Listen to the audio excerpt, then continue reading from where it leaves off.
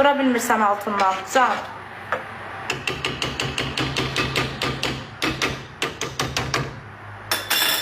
Bunu kimsə babat.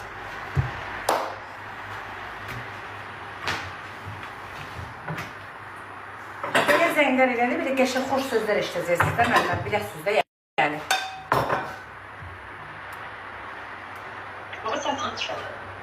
Alo. Alo. Alo, xanım danışdınız da səsinizi eşitdik, biraz özünüzə hörmət edin də, xanım. İki qadınsınız, iki cahilsiniz. İki qadınsa ki, sən saxlayan kişinin də başına. Cındırella danış da, az bu sözləri eşitməsin, cındır, danış da, qancıq.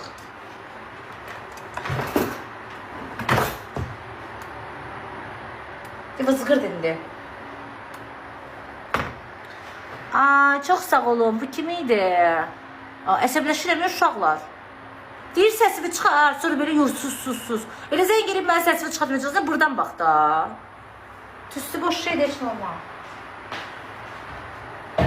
Mənim çox fərri ağzım var, mənim ağzımı açdırmayın. Beynim çörəndə mən kazetləmirəm.